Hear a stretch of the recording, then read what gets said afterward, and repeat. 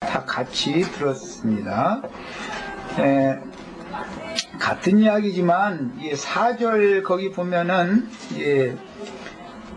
나는 네 하나님 여호와라 나밖에 네가 다른 신을 알지 말 것이다. 거기 알지라고 돼 있고 5절 하반부에 내가 광야 마른 땅에서 너를 알았거늘 이렇게 번역이 됐는데 이 알지 또는 알았거늘 이 용어는 히브리어로 야다라는 용어를 사용하는 말이죠. 여기는 뭐 이게 다 장성한 어른들만 있으니까 이것은 창세기 4장 1절을 읽겠습니다. 창세기 4장 1절 번역이 어떻게 되는지를 이제 그 단어의 원래의 뜻을 살펴보려고 그런 거예요. 창세기 4장 1절 아담이 그의 아내 하와와 동침함에 동침 일이 있고 나나주에 보면 뭐라고 돼 있죠? 알게 되네. 그 알지 야다라는 히브리어 이 용어는 안다 라는 이 용어는 히브리 말로는 야다라는 용어를 사용하는데 이 말은 동침한다 라는 뜻입니다. 안다라는 말이 그냥 우리들이 누가 누구를 안다 뭐 이제 뭔 일에 대해서 어떤 사건이 지나간 거에 대해서 안다 이런 얘기를 하는 게 아니고 동침이라는 뜻인 거예요 원래는. 그리고 신명기 아까 우리 32장에서 17절에서 읽었는데 그 17절 다시 한번 보겠습니다. 번역을 이렇게도 할 수 있다. 이걸 살펴보려고 그래요. 신명기 32장 17절 32장 17절을 봅니다. 그들은 하나님께 제사하지 아니하고 귀신들에게 하였으니 그들이 알지 못하던 거기 알지 똑같은 야다라는 단어예요. 그 다음에 근래 들어온 새로운 신들 너희 조상들이 두려워하지 아니하던 것들이로다. 18절 너를 낳은 반석을 네가 상관하지 아니하고 상관이라고 번역한 용어가 야다입니다. 야다. 이게 동침한다, 상관한다 이렇게 번역을 한 것은 문자대로의 단어를 직역한 거예요. 야다라는 히브리어의 그 단어의 문자대로의 뜻이 동침하다, 상관하다 이런 뜻이에요. 우리 충분히 아시겠죠. 지금은 뭐 상관한다라는 말을 최근 들어서는 별로 사용을 잘 않는데 옛날에 이제 우리 어릴 때는 상관한다라고 그렇게 부부 관계를 상관한다라고 표현을 했습니다. 지금은 그렇게 표현을 잘 안 지요. 이제 언어들이 많이 지금은 이제 바꿔지는 편인데 자 그래서 안다. 알았거늘 내가 너를 알았거늘 이 말은 이스라엘의 하나님 여호와께서 이스라엘 백성들과 동침 상관하는 관계를 맺었다 그런 뜻을 말하는 거예요.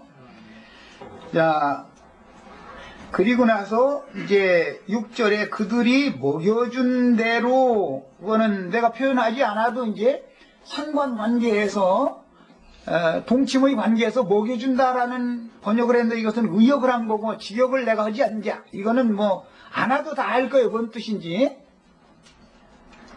먹여준 대로 배가 불렀고 그래서 거기 이제 배가 불렀다 이런 표현이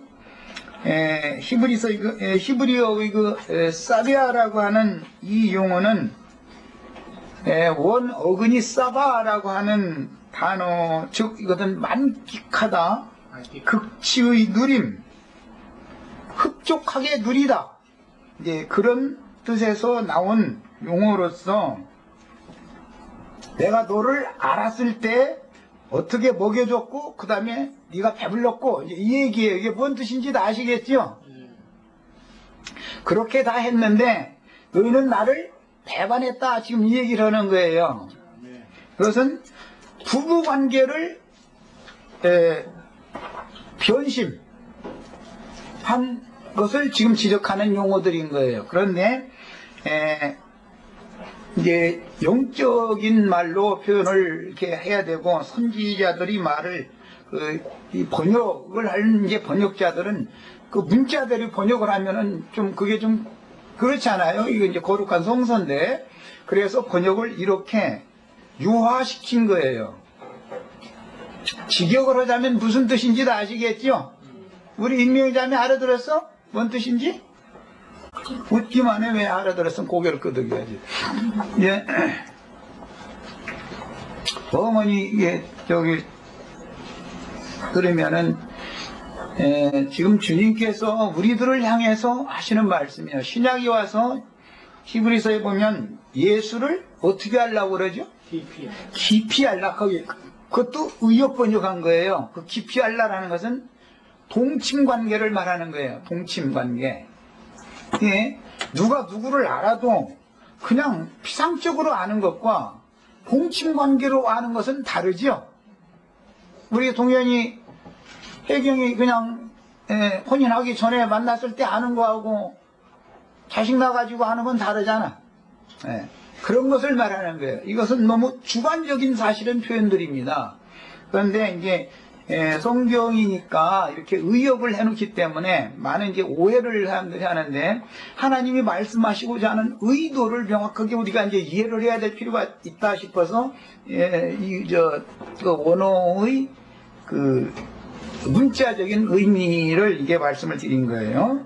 자, 그 다음에 이것을 이제 의역을 할 때는 대부분 깨닫게 해주다, 알다라는 단어를, 동침이라는 단어, 상관한다라는 단어를 의역 번역을 할 때는 뜻을 살펴서 이게 번역을 해서 성경에 이록을 할 때는 깨닫게 해주다, 또는 이해시켜주다, 또는 분별시켜주다, 이렇게 번역을 합니다. 그건 모두 야다라는 단어를 문맥에 따라서 그렇게 번역을 하는 겁니다.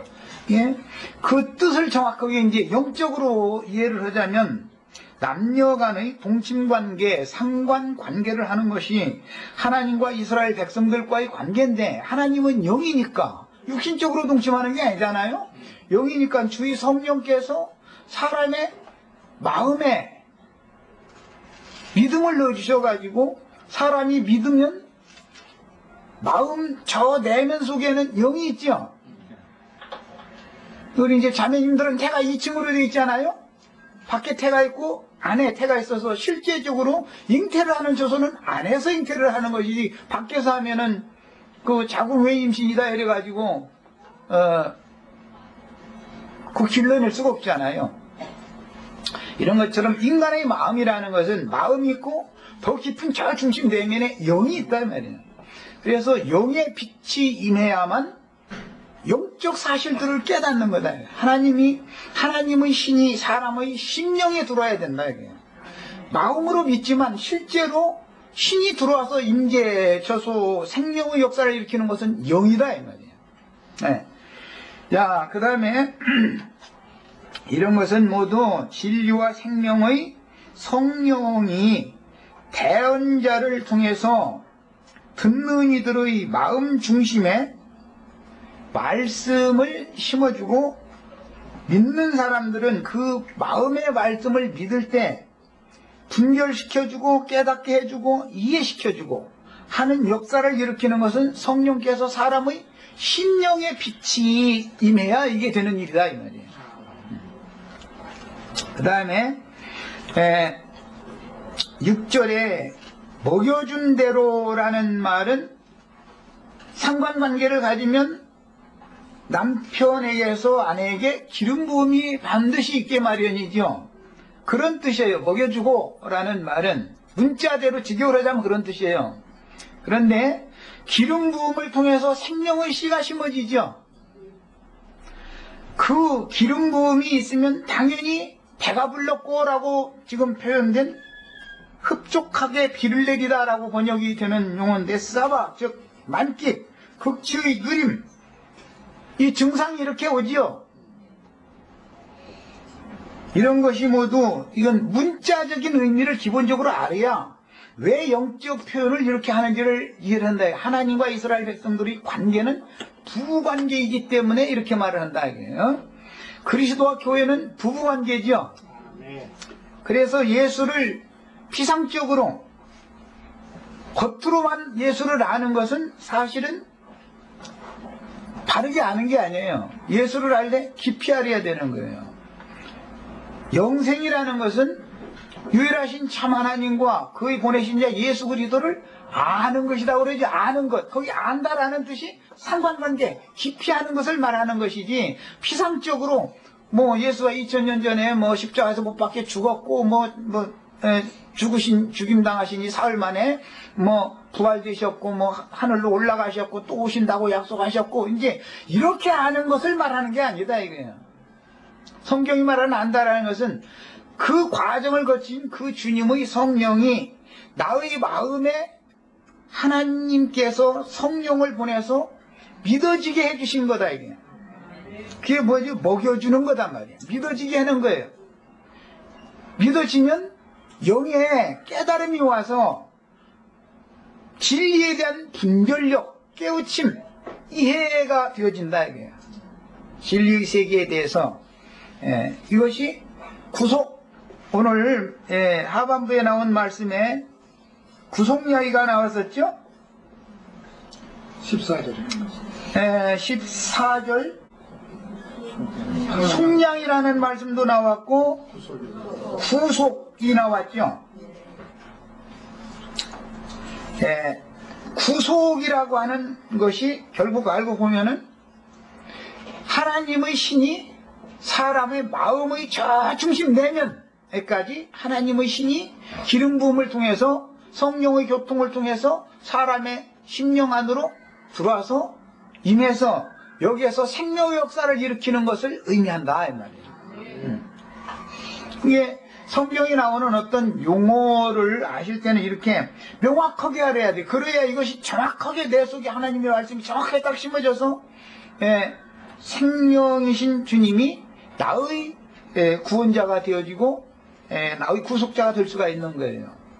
그리고 오늘은 거기까지는 안 했는데 14절 거기 한번 더 읽어보겠습니다. 14절 내가 그들을 수르의 권세에서 속량하며 사망에서 구속하리니. 자, 이제 줄쳐놨습니다. 사망하디 재앙이 어디 있느냐, 수월하디 멸망이 어디 있느냐 그랬는데, 이 구절을 신약은 어디에서 인용을 하고 있죠?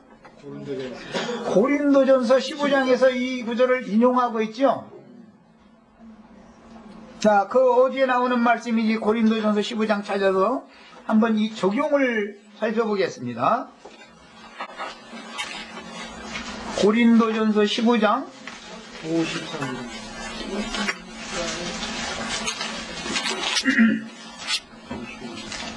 자,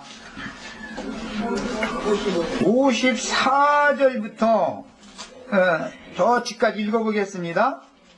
이 썩을 것이 썩지 아니함을 입고 이 죽을 것이 죽지 아니함을 입을 때에는 사망을 삼키고 이기리라고 기록된 말씀이 이루어지리라. 그래서요, 사망을 삼키고 이긴다는 육신의 생각이라는 건 사망이죠. 하나님과 사람 사이가 아는 관계, 상관하는 관계, 상관이라고 번역을 했지만 실제로는 하나님과의 관계 정립을 바로 하는 것이 구속이다 이 말이에요. 다른 신들을 향하고 다른 신들과 관계, 상관관계를 맺고 있던 사람이 참신에게로 돌아서는 것을 회개한다 그래요. 상관관계를 잘못 맺고 있었다 이게 지금까지. 다른 신들을 알지 말라. 하나님은 그렇게 말씀하셨는데도 자꾸 다른 신하고는 알고 그렇게 친하게 잘 지냈는데, 참신, 진리의 하나님을 가르침을 받아야 사람이 참신에게로 돌아설 수가 있고 그 상태를 회개한다 그래요. 회개를 하면은 지난날의 죄과들에서 용서를 해주면 구속받았다고 그러죠. 사면받았다 이거예요. 그러면 태가 깨끗하게 되고 그 다음에 진리의 말씀을 심어주신다 이거예요. 뭘로? 성령의 교통하심을 통해서 기름 부음이 온다 이거예요. 기름 부음이. 기름 부음이 오면 그 다음에 자신의 심령 속에서 생명의 역사가 일어나는데 이 생명의 역사는 빛으로 하나님 빛이시니까 하나님 영원한 생명이라는 건 빛이잖아요. 참 빛. 빛으로 역사되어져서 깨우침이 온다. 분별력 이해되어지고 깨달아진다. 이게요. 이것을 구원의 기초 지식이요. 이런 것을 알고 있는 거는. 자, 이제 더 읽어나가겠습니다. 이 썩을 것이 썩지 아니함을 입고 이 죽을 것이 죽지 아니함을 입을 때는 이라고 하는 말은 즉 신령체로 덧입혀지는 걸 말하는 거지요. 혈과 육의 이 장막 속에 성령의 기름 부음을 통해서 심령과 마음에 하나님이 충만케 되어지면 생명의 역사가 이렇게 일어나면 썩지 아니함을 죽지 아니함을 입을 때에는 사망을 삼키고 이기리라. 이건 뭐죠? 몸의 구속이 온다 그 말이죠. 몸의 구속이 오기 전에 날마다 사람이 인생사에서 마귀에게 귀신들에게 계속해서 시달림을 당하면 고통스럽죠. 인생사가 육신 안에 있을 때는. 그러나 그런 고통을 잊고 소망을 갖게 해주는 것이 남편과 아내가 상관관계를 갖는 거잖아요. 세상 나라에서. 그 하나님이 사람을 자살하지 못하게 하려고 이렇게 하는 거고 생명의 후대를 이끌려면 생명의 역사는 반드시 이렇게 해야 일으켜지는 거니까 이 표상적인 이런 일들을 우리가 알아야 영적 사실을 알 수가 있는 거예요. 자, 그렇게 날마다 하늘이 비를 자주 내리는 것과 같이 주의 성령의 은혜가 사람의 마음에 계속해서 부어지면은 사람이 자꾸 하나님과 더 친밀해지고 더 깊은 관계가 되어지고 나중에는 배반을 할 수도 할 수 없게까지 가지요. 이거 이제 은혜를 붓는다 이렇게 한단 말이야. 이런 경우를. 자, 그래서 사망아 네 쏘는 55절 사망아 너의 승리가 이김이 앞에서는 사망을 삼키고 이긴다고 그랬기 때문에 이번에는 사망의 이김이 아니고 생명이 사망을 이기는 얘기를 지금 욕을 하는 얘기예요. 그냥 생명이 사망을 이기면 극락, 극치, 환희, 열광하다. 그래서 극락의 하나님의 세계를 영원히 누리게 되죠. 이것이 구원이란 말이에요. 사망을 이겨야 사망을 이기면 그 결과는 극락의 하나님을 누린다. 이게 만끽하다. 아까 내가 이제 설명을 할 때 극치의 누림, 만끽하다, 환희하다, 열광하다 이제 이런 뜻인데 그 단계로 가가지고 육신을 믿고 살다 보니까 그 관계가 일시적이고 또 사망의 시간이 더 많고 생명을 누리는 시간이 짧지만 구원을 온전히 이루면 영원히 생명을 누리니까 영생이라고 그러죠. 영생한다 말이야. 영생의 하나님이라는 의미도 이제 잘 이해를 하셔야 되겠어요. 영생하려면 어떻게 해야 돼요? 생명으로 사망을 이겨야 된다 이게. 이겨야 돼요. 그래서 사망아 너의 승리가 어디 있느냐? 사망아 네가 쏘는 것이 어디 있느냐? 사망이 쏜다. 그런데 뭐 전갈이나 그 독 있는 말벌이나 이런 것들이 쏘면 고통스럽죠. 그럼 실제는 어디가 아픈 거예요? 사람의 마음이라는 것은 사람의 혼이라는 건 약하기 때문에 사랑하는 아내가 갑자기 말벌로 변해가지고 남편을 쏠 수도 있고 남편이 뭐 사랑하는 아내를 전갈로 갑자기 변해가지고 쏠 수도 있죠. 그런데 이제 우리 형제 자매님들은 독을 잘 먹으면은 독이 그게 보약이 될 수가 있어요. 그런데 그 벌침 맞는 위치도 그런 거예요. 그거는 그 독을 유입시키는 거거든요. 그래서 그걸 이제 속이 내적인 생명의 속이 건강할 때는 독을 마셔도 내성이 생기고 건강해져. 보약이 돼 그게. 그런데 속에 병이 들어있다 예를 들어서 그런데 만약에 뭐 독사독이나 이런 거 마셨다가는 뭐 위궤양이 있는 사람이 독사독 마셨다면 그냥 직사해버리죠. 그냥 뭐 건강해지고 싶다고 아무데나 가서 그거 동물 마시고 그러면 안 된단 말이죠. 이제 우리 형제 자매님들은 하나님께서 하시는 일이 한 면에서는 인생사가 힘들고 괴로우니까 오늘 보니까 우리 권자매님 손자 보니까 그냥 기분이 좋은 거야. 그런데 얼마나 힘들겠어요. 그 나이가 있는데. 그런데도 그게 힘이 생기잖아. 무한한 공급을 해주거든. 그렇게 누림도 주시지만 힘들게 하는 것도 양면에도 주는 거다 이게 이제. 그래서 자꾸 견뎌내고 모든 어려운 문제들이 있어도 다 견뎌내고 이겨내게 하는 그런 방식으로 인간사도 이렇게 하시는 것처럼 세상 말로 하면 병 주고 약 준다. 하나님 양면에서 다 주는 거죠. 그런데 이것은 건강해지게 하려고 그러는 거예요, 사실. 그게 아까 신명기 8장에서 읽은 내용이에요. 예. 그런데 우리 형제 자매님들도 이처럼 사망의 독도 가끔 쏘이되 내 속이 부패하고 속이 위궤양이 들어서 속이 썩으면 독 먹으면 죽는 거예요.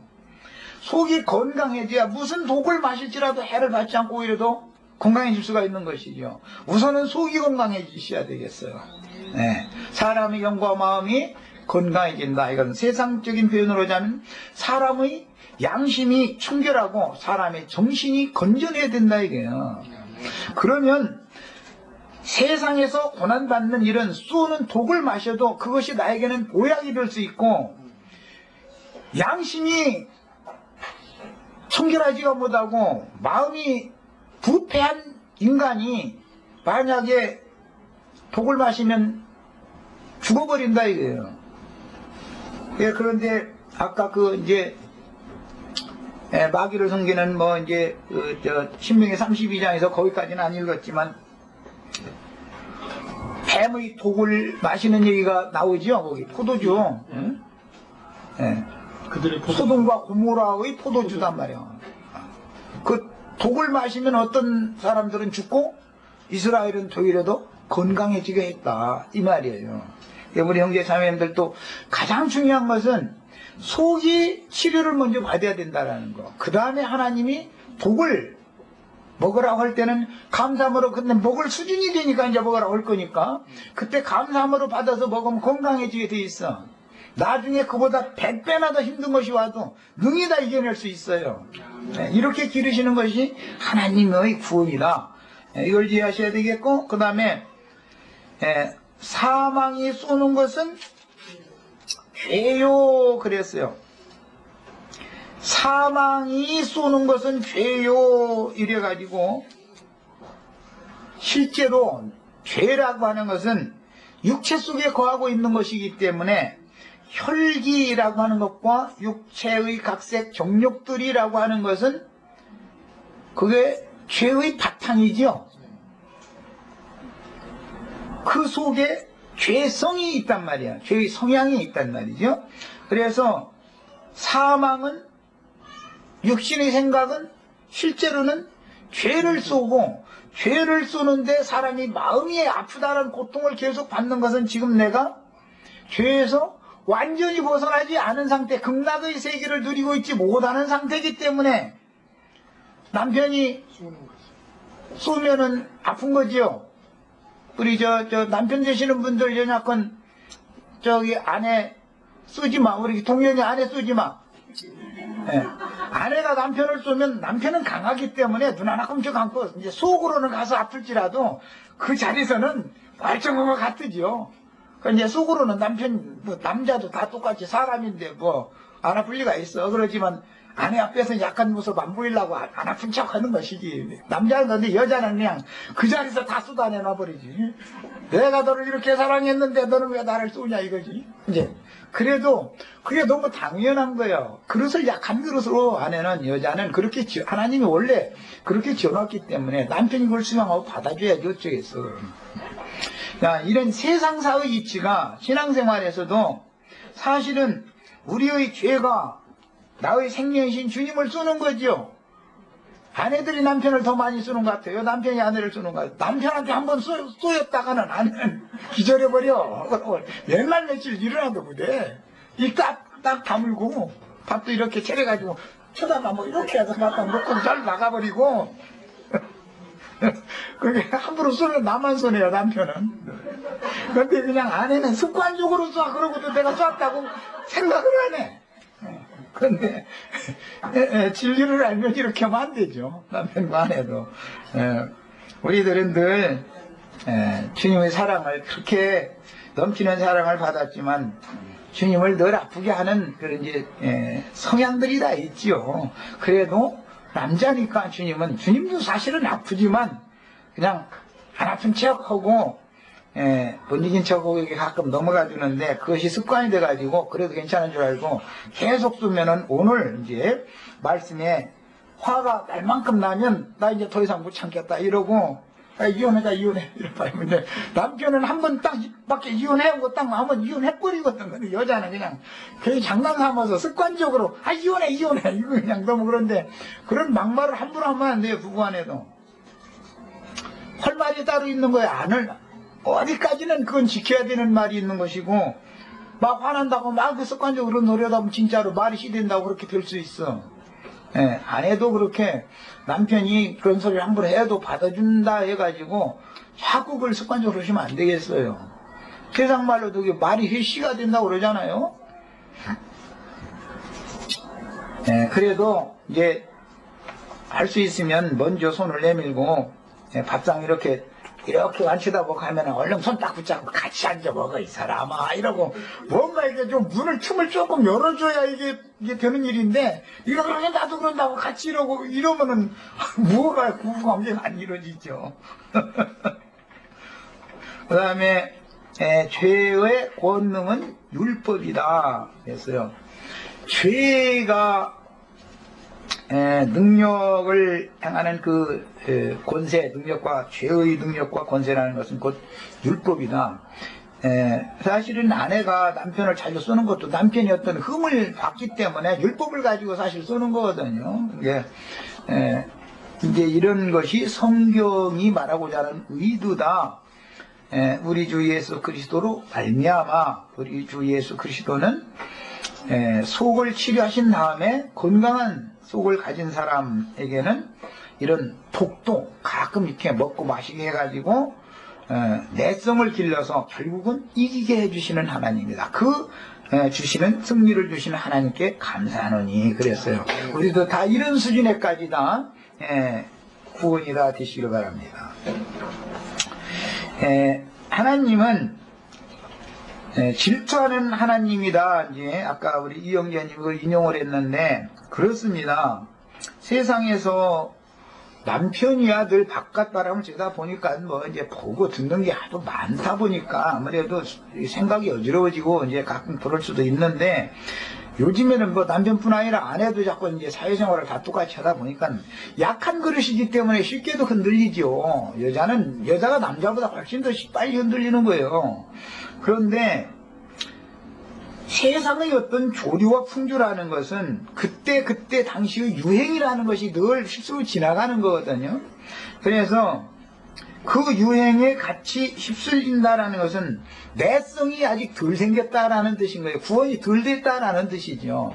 만약에 내성이 완전 잘 생겨서 이렇게 강건해진 사람이라면은 바람이 안 덜 지나가는 것이니까 그냥 바람 맞아도 끄떡 없는데 어떤 사람은 한번 바람 맞으면 세상에서 바람 맞았다고 표현보다 바람 났다고 그러지. 났다고. 그런데 여자는 바람 나면 절대 돌아오지 않습니다. 그 여자가 무서운 거지요.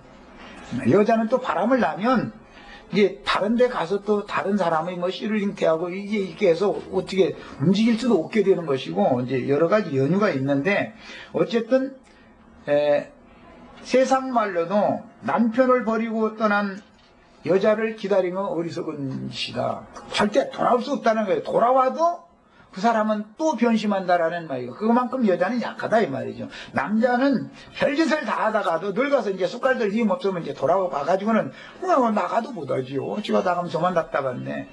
남자는 집으로 돌아오지만 여자는 자기 본 집으로는 안 돌아온다는 거거든요. 세상 사람들이 얘기해도. 그래서 이런 것들을 인생사에서도 우리가 잘 배우셔야 되겠어요. 그래서 교회 생활 안에서 내내 교회 생활 잘 하시던 분들도 교회 밖으로 튀어나간 것은 아까 우리 이영재님이 사람이 하나님 앞에서 하나님이 알았고 그들을 먹여줬고 배가 부르고 나니까 교만해져 가지고 집에 머물러 있지를 않고 튀어나가 버린다는 거예요. 교회 생활 안에 머물러 있지 못하는 것은 나름대로 나도 성경을 이제 알 만큼 알았다라는 뭐 자부심이 생기었기 때문에 나가는 거거든 사실은. 그런데 나가가지고서 길게 가면 1년이고 2년 가는 사람은 그 성경 지식이 굉장한 수준에 있던 거고 2년 넘어서면은 다 3년째 만나서 보면 세상 사람 돼 있어. 그러면 딴 소리나 총총하고 앉았고, 예, 그러니까 결국은 하나님의 집안에서 다투더라도 집안에서 다투고 해결을 집안에서 해야지. 튀어나가 버리면은 하나님의 생명에서 그리스도의 은혜에서 끊침받아가지고 이것은 죽는 것이다 이게요. 주님의 몸된 교회 밖으로 나갔다 이것은 죽은 거예요. 하나님이 보시기에는. 이것은 이스라엘의 역사에서는 하나님께서 주신 기업인 안식이요 기업인 젖과 꿀이 흐르는 가나안 땅 밖으로 그 백성들이 쫓겨난 것은 하나님과의 상관관계가 단절된 상태이기 때문에 이것이 영적으로는 죽은 것이다 이거예요. 인생사에서는 부부가 이혼을 하면 남편도 죽고 머리도 죽고 몸도 죽고 같이 죽는 거죠. 머리와 몸이 하나를 이루고 있어야지. 이게 머리 여기 똑 잘라 목이 똑 잘라져 버리면 불 다 죽는 거죠. 이런 것이다 이게 인생사와 마찬가지다. 그래서 우리가 주님을 섬기는 이 일에 있어서도 교회 생활을 지금 선지자를 통해서 예언적으로 그때 당시 이제 역사적인 사실들을 통해서 이런 예언의 증거들을 하셨는데 이걸 교회 생활에 잘 적용하고 기본적으로는 자신의 개인적으로 자기 가정 생활에 적용할 줄 알아야 되고 나의 심령과 마음이 주님과 나 사이의 관계가 상관관계가 항상 잘 정립이 잘 되어져 있는지를 늘 살펴야 되겠다. 사람이 먹고 배부르면은 변심이 되어지고 이제 이렇게 되는 경우는 대부분 하나님의 말씀을 많이 가르침을 받고 나면은 스스로 피상적으로 하나님의 말씀을 아는 지식이 많아지다 보면은 세상 지식도 사람을 교만하게 하는 것인데 영적 지식이 어느 정도 들었으면은 그 사람의 분량이 거기까지밖에 되지 않는 사람은 교만해지게 돼 있어요. 더 나간 것을 수용할 수가 없거든. 그 사람은 거기까지요. 세상에서도 어떤 사람은 중학교 졸업하고 나서 그냥 말을 안 들어 애가. 놀러나 다니고 막 어디 가서 말이야 이상한 그런 친구들 사귀어가지고 그 부모는 애가 한 장이 타지만 그래도 그러면 고등학교를 보내고 싶어도 보낼 수가 없는 거예요. 그는 그 머릿속에 수용할 한계가 고등학교 학문을 수용할 수준이 안 되는 애기 때문에 그러는 거거든요. 이런 것과 마찬가지예요. 우리는 그러나 다 박사 코스까지 다 완주하시기를 바래요. 박사 코스까지. 내가 늘 그런 생각을 난 참 가끔 해요. 가끔 하는데 우리는 여기는 무슨 학부생들 모임인데 여기 무슨 초등학교는 여기 오면 안 되는 뭔 소리인지 알아듣도 못하고 오늘 호세아 13장 하다가 내가 이런저런 얘기했으면 이게 초등학생들 할렐루야 무슨 이적 기사 일어나서 축복받았다고 한 사람들 여기 데려다 놓고서 이 얘기하면 그 사람들 지금 저 사람이 뭔 소리를 하는지 알아듣겠어요? 중고등학교 수준도 훨씬 지나야 여기 와 이 말을 알아듣는데 그런데 우리 형제 자매님들은 완전한 데까지 나가도록 하죠. 다 박사 코스까지 다 밟아야 되겠어. 우리 영희도 저 석사만 마치지 말고 중간에 전화 오지 말고 박사 과정까지 하죠. 교수님 딱 붙들어. 그러고서는 교수님이 내가 너 하나는 내가 사람만 들어놓겠다고 하죠 말이야. 거기서 딱 붙들고 나 가는 데까지 같이 가자 해가지고 할 때까지 그렇게 돼야 돼. 뭐든지 시작했으면 종결 마침이라는 게 중요한 거예요. 중간에서 어떤 일을 다 이루지 못하고 마치면은 그 수준에서밖에 살 수가 없는 거예요. 세상 나라가 어떤 레벨이 자꾸 정해지는 것이 이치를 보면 다 그렇잖아요. 상위 레벨을 아래 사람들이 괜히 욕하고 그러는데 그럴 필요가 없어요. 나는 그런 사람 보면 뭐라고 해? 당신도 말이요 거기까지 가라 이거예요. 당신도 거기까지 가라. 응? 그 사람들 욕할 필요 없다 이거예요. 그 사람들은 당신보다 나으니까 거기에 간 거예요. 당신이 그만큼 중간에 뭔가 해차렸기 때문에 그 수준에 가지 못한 거예요. 그래서 뭘 막 흑백 논리로 본 얘기 막 이런 식으로 하고 나는 절대 성경을 읽다 보니까 그렇게 돼 있는 게 아니야.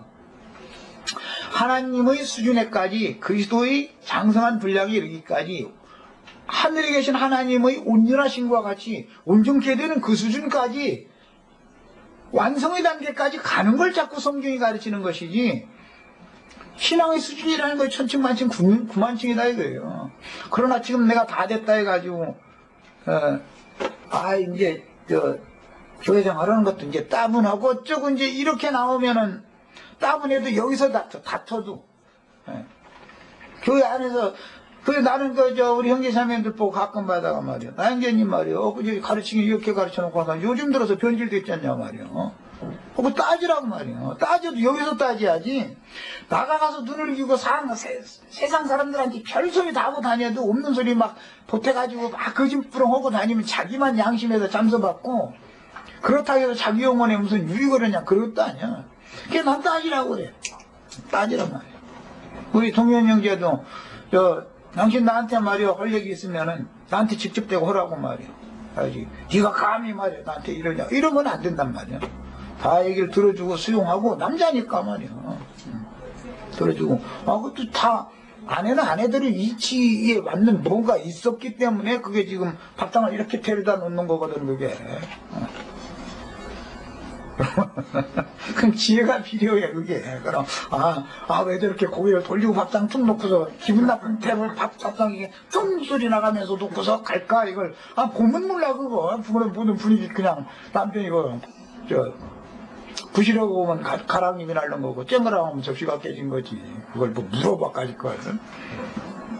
이런 거단 말이에요. 그래서 신앙생활이라는 것도 사람이 어느 수준에 이르렀을 때 그 수준 이상에 못 나가려면 지나가게 돼 있어. 나가가지고서는 딴소리하고 다니고 처음에는 아주 자기에게 막 하나님 날마다 말씀 열어주시고 깨닫게 해주시고 아주 은혜가 넘친다고 그러고 그런데 길게 가야 2년이라니까 3년째 만나보면 딴 사람도 있어. 그리고 엉뚱한 데 찾아다니면서 들은 풍월이 되지도 않는 걸 그냥 주워 들어가지고 사람이 혼자 빼지고 이럴 수가 있어요. 꼭 내가 예배당 목사들 우리 예배당 나가지 말라고 엄포 놓는 것 같이 말이 이상하게 얘기했는데 주님도 마찬가지다 이거예요. 주님과 다투라 이게 다투라. 따질 것 있으면 따져봐라 이건 주님은 말씀하실 거 아니에요. 오늘 우리 이영재님은 그 부분은 다루지 않았기 때문에 그게 9절 이하에서 보면은 이스라엘아 네가 패망하였나니 이는 너를 도와주는 나를 대적함이니라. 전에 네가 이르기를 내게 왕과 지도자들을 주소서. 여기 지도자들이라고 그랬는데 재판장들 판관들 하였느니라. 네 모든 성읍에서 너를 구원할 자 곧 네 왕이 이제 어디 있으며 네 재판장들이 이제 어디 있느냐 이랬어요. 이 재판장이라는 말은 사사라고 번역이 됐어요. 사사기 아시죠? 재판관이라는 뜻이요. 이제 이런 내용은 오늘은 이제 여기를 다루지를 않았는데 사무엘의 말년에 보면은 사무엘이 사역을 할 때는 이스라엘의 법규가 있었어요, 없었어요? 또 그것도 몰라 이렇게 이스라엘의 법규가 있는지 없었는지 그냥 물어보면 대답을 하냐. 그래 나도 답답해 죽겠어. 아니 정자매님은 살아있게 돌아오셨으면 좋겠어. 엘리 제사장 때 법궤를 뺏겼으니까 사무엘 때는 법궤가 없이 그 백성들을 다스리는 때지요. 그 뭘 상징하는지 감이 안 와요? 법궤도 없는데 왕노릇하면 뭐해? 사무엘이라는 사람이 그렇게 힘든 사역을 했었던 거예요. 하나님의 가르쳐 주심도 없는데 혼자만 주님 앞에 나가서 이렇게 여호와의 기회를 놓고서 뭐 재판도 받아보고 말씀도 듣고 다 그래야 되는 거야. 그 앞에 가서. 근데 법궤는 저 블레셋 그 5방 내지 저 집 지금 예수님은 어디에 안식할 처소도 없이 이곳에 저곳에 이러고 유리방 나오고 계신데 사무엘이 이스라엘 백성들을 다스려 나가려니 얼마나 힘든 때였겠어요. 그런데 사무엘기를 자세히 읽어보면 참 기독교계에서는 사무엘 선지자 하면 아주 그냥 껍벅하지만 사무엘의 말년에 보면 그렇게 훌륭한 선지자도 변질됐더라는 거예요. 그걸 다루는 얘기가 사무엘 사항이에요. 이제 자기는 늙고 후계자들을 아들들로 세웠는데 아들들이 엘리 아들들이 하던 짓과 똑같은 짓거리를 했죠. 그래서 우리에게 왕을 달라고 했던 거죠. 이스라엘 백성들이 괜히 그런 게 아니죠. 사무엘의 아들들이 자기 선대제사장이었던 사사였던 엘리의 아들들이 하는 짓과 똑같은 짓거리를 하니까 이스라엘 백성들이 엘리 때 당했는데 사무엘도 이제 고하게 생겼는데 소망이 없다 이거예요. 그러다 보니까 차라리 우리에게 왕을 세워달라고 그랬던 거예요. 그게 사사시대에는 이스라엘에 왕이 없었기 때문에 각자 자기 소견에 오른 대로 하나님을 섬기는 시대가 사사시대예요. 그 얘기예요 이게 지금. 그래서 여호와의 괴가 떠났다라는 말은 이스라엘에 왕이 없다 이 말이란 말이에요. 왕 중의 왕인 그리스도의 성령이 형제 자매님들 심중과 마음에 계시지 않은 상태에서 나 혼자 떠들고 막 혼자 애쓰면 뭔 일이 잘 돌아갈 것 같아요? 안 돌아갈 것 같아요? 우리나라 대통령이 지금 혼자 그렇게 애를 쓰는데 국민들은 맨 욕이나 하고 앉았고 지금 나 열불 터지는 것이 초등학생, 중학생 이런 것들도 말이야. 이제 자라는 이 콩알 많은 것들까지도 막 시위 어쩌고 막 이가면서 말이야. 이러고 이건 나라도 아니에요. 이런 놈의 나라가 세상에 어디가 있어? 대통령 할아버지 보고 말이야. 그게 있을 수 있는 짓이에요? 이렇게 불안하게 된 건 왜 그러는 거예요? 혼자는 애쓰지만 국민들은 너 떠들어라. 나 이쪽으로 가겠다. 다 이렇게 나가면 나라가 제대로 가겠냐 이 말이야. 가정도 마찬가지예요. 가정은 이제 반대인 경우가 대부분 많지.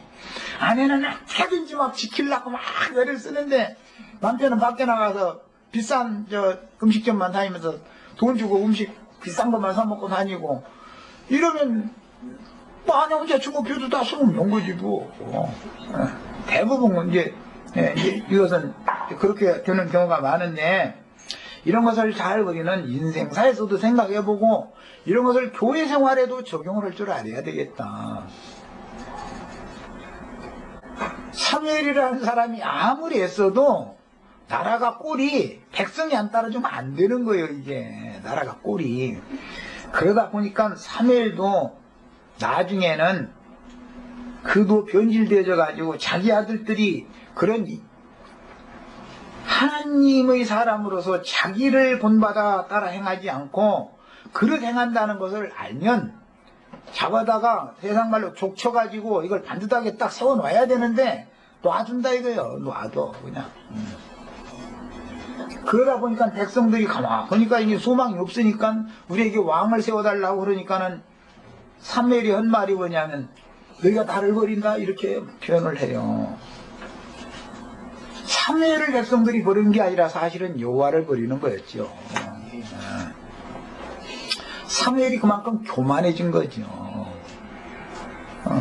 지금까지 백성들이 사무엘 하면 신처럼 떠받들다 보니까 그런 세월을 오래 지나다 보니까 사무엘이 그렇게 변질되더라는 거예요. 혹시 우리 형제 자매님들 중에 내가 혹시 어떻게 잘못되면은 같이 살이 하니까 같이 따지시고 다투도 집에서 다투셔야 되겠어요. 나가서 딴소리 하면 한 번 나가면 여자는 안 돌아오는 거예요. 나갔다 여자가 돌아오면은 그것은 기적이요 정말로. 자 여기까지 하고 기도하고 일단 시간이 돼서 마치도록 하겠습니다. 다음 일요일 날 이제 9절 이하에 있는 이제 마지막 절까지 말씀을 소상하게 이 삼일기를 더 중점을 해서 살펴보는 시간 갖겠습니다. 기도하고 마칩니다.